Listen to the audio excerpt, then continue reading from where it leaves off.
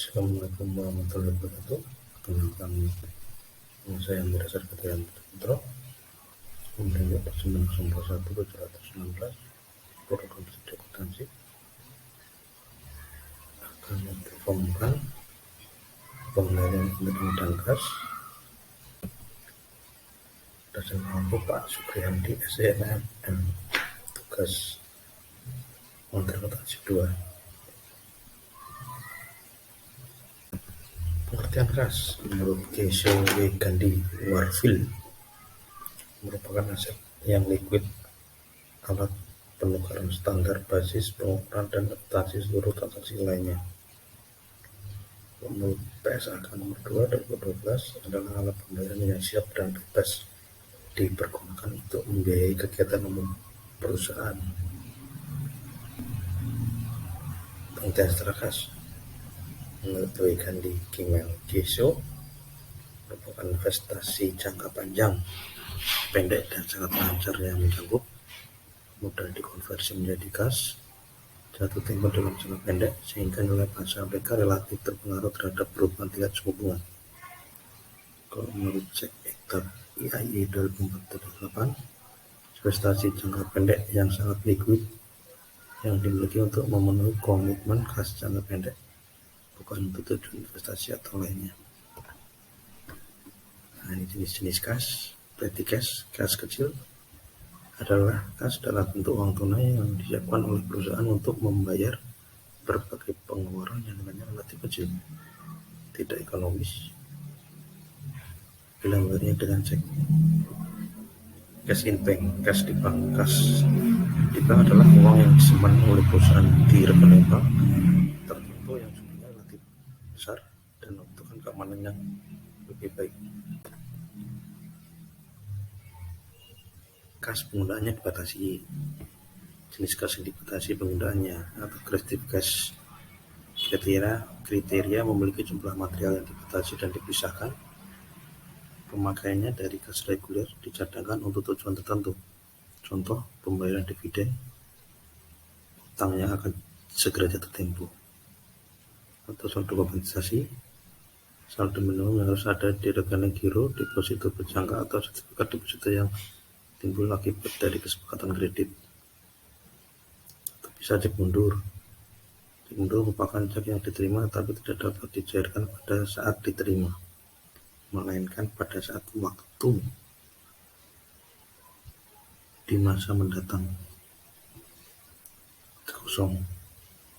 Cek kosong cek yang diterima tapi tidak dapat dicairkan karena sumber dana dari pihak yang mengeluarkan tidak mencukupi. Bank overdraft timbul terjadi akibat perusahaan menulis cek melebihi saldo yang tersedia di rekening perusahaan yang ada di bank. Pengendalian kas.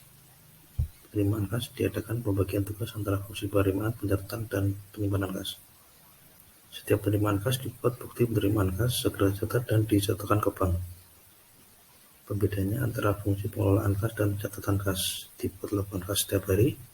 Diadakan pengawasan yang ketat terhadap penerimaan dan pencatatan kas.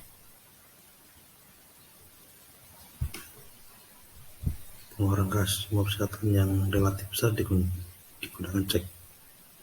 Sistem voucher untuk menjamin bahwa pengeluaran kas memang untuk pengeluaran perusahaan.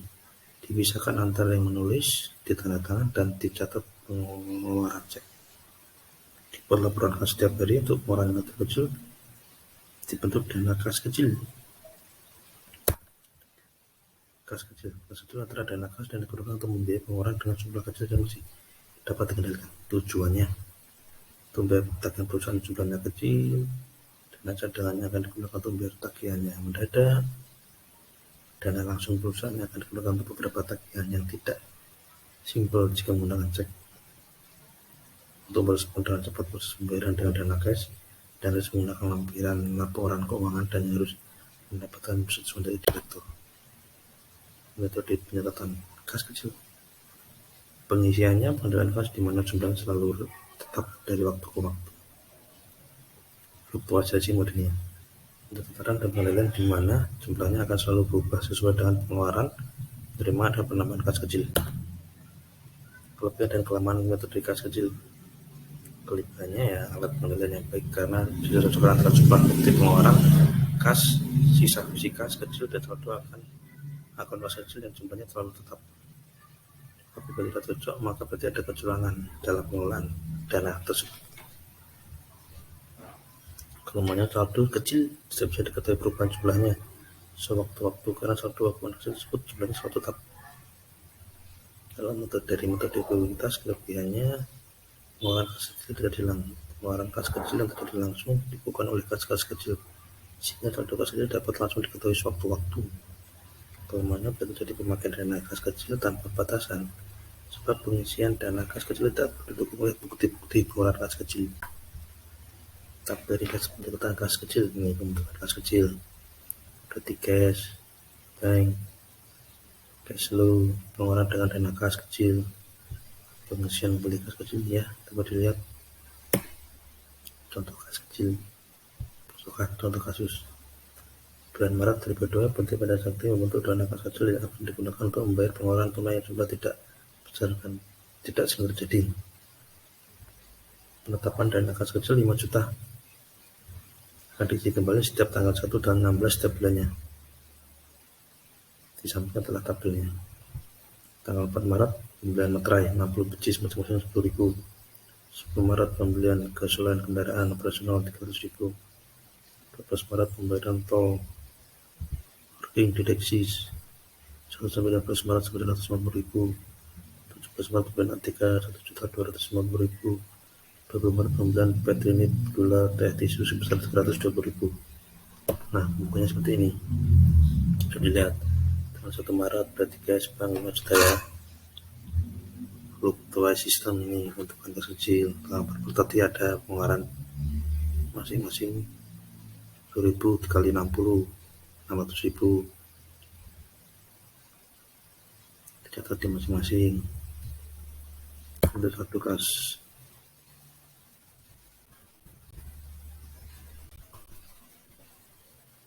Ya, selebihnya bukan seperti ini. 1 Maret tepat ada pengurangan tanggal 10, 12, tanggal 16. Nah, seperti itu. Terus tanggal 16 ada berarti setiap tanggal 1 dan 16 karena tidak penambahan 5 juta.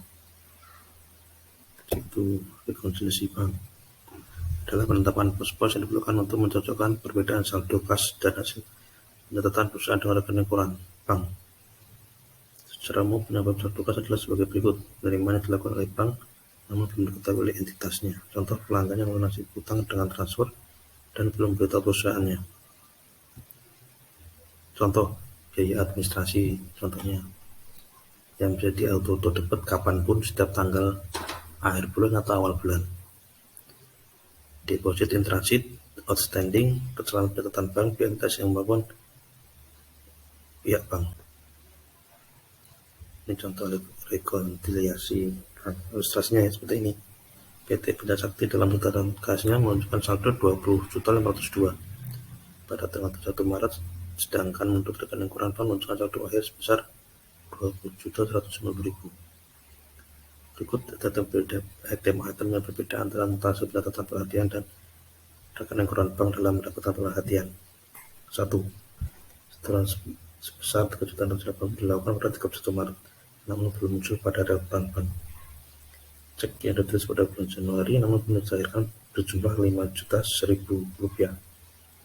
Yang ketiga, butuh tabungan sebesar 600 langsung dikredit di rekening bank belum diketahui perusahaan. Bank mengenakan beban administrasi sebesar 18.000 belum dicatat oleh perusahaan. Cek dari pelanggan sebesar 220.000 tidak pada karena dana yang tidak cukup.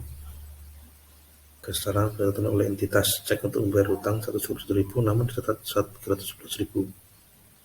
Bank salah mencairkan cek sebesar 105.000 di mana harusnya merupakan cek dari rekening perusahaan lain bukan PT Pada Sakti. Datanya harus seperti ini. Saldo per laporan tadi kan udah 22.110.000. Deposit dalam bacaan bank 368.000, kesalahan bank 105.000, cek yang masih beredar 5.100.000. Nah, bisa disimpulkan totalnya 21.044.000. Saldo per laporan perusahaan bunga 600.000, kesalahan bank 150.000, bunga tadi 18.000, anak cek 210.000. Itu total 138.000. Ini rekonsiliasi bank jurnal penyelesaiannya 1 Maret, kas pendapatan bunga, kas di debit, pendapatan bunga di kredit 600.000. Ditanya sama juga kas utang usaha, kas di debit, utang usaha di kredit masih ditanya sama beban masih bank 18.000 masing-masing. Kas di kredit, beban admin di debit, utang usaha di debit, kas di kredit masing-masing 20.000. Sekian, terima kasih. Assalamualaikum warahmatullahi wabarakatuh.